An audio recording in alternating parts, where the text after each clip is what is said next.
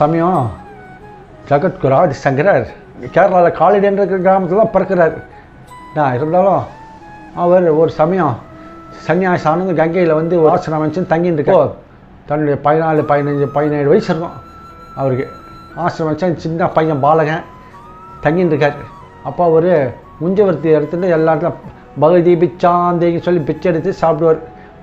அவருடைய அந்த தொழில் அதுதான். ஒவ்வொரு வீடு போய் அந்த இடத்துல வந்து சீடர்களோட ஒரு 4 சீடர் இருந்தாங்க. அந்த சீடர் தானும் சீடர் சமயம் இவருக்கும் சாப்பிடுவாங்க. அத்வைத்தை வந்து பரப்பினார். அந்த அத்வைதம் தான் என்ன நமச்சிவாயத்தை, அதாவது ஹரியம் ஹரணம் ஒன்று தான் சொன்னார். ஜகத்குரு ஆதிசங்கரன் ஹரியம் ஹரணம் ஒன்று தான் சொன்னார். ராமானுஜரும் அதே தான் சொல்லிட்டு போனார், ஹரியம் ஹரணம் ஒன்று தான் சொல்லிட்டு போனார். 2 பேரும் ஒற்றுமை ரொம்ப இது. அவருக்கு அப்புறம் வந்தால் தான் மத்துவாச்சாரியார்.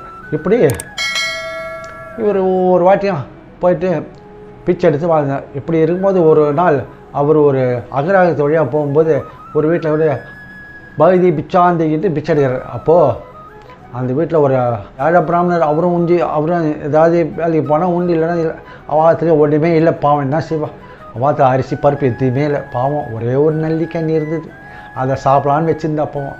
அப்போ அந்த ஜகத்குரு ஆதிசங்கரன் வந்து கேட்டு தான், அப்படியே சிறுவனுக்கு நான் கொடுக்குறது ஒன்றுமே இல்லையே, அரிசி கூட இல்லை, இப்போ அரிசி பண்ண பார்க்குறா, ஒன்றும் இல்லை, உப்பு எதுவுமே இல்லை, அரிசி கொஞ்சம் இல்லை, ஒன்று இந்த நல்லிக்கண்ணி. அவர் ரொம்ப சந்தோஷமாக இருந்தார். அந்த கண்ணியை கொண்டு வந்து உள்ள அன்போடு அந்த நல்லிக்கண்ணி பலன் ஆதிசங்கருடைய அந்த பாத்திரத்தில் போடுறா. உடனே ஆதிசங்கர் தான் நான கண்ணால் பார்க்குறார்.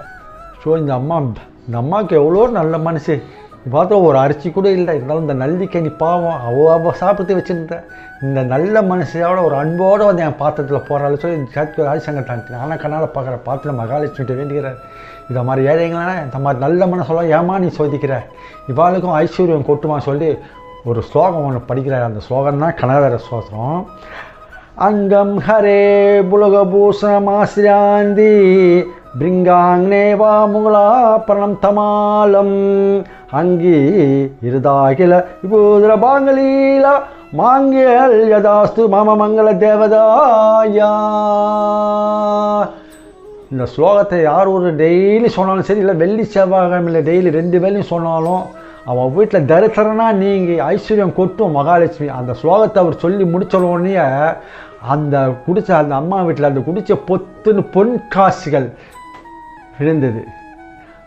அப்படியே அந்த அம்மா அப்படியே ஜகத்குரு ஆதிசங்கர் காலில் வந்து ஐயா சொல்லி நமஸ்காரம் பண்ணேன். அப்படிப்பட்ட ஒரு சக்தி வாய்ந்த ஸ்லோகம் தான் இந்த கனகர ஸ்தோத்திரம்.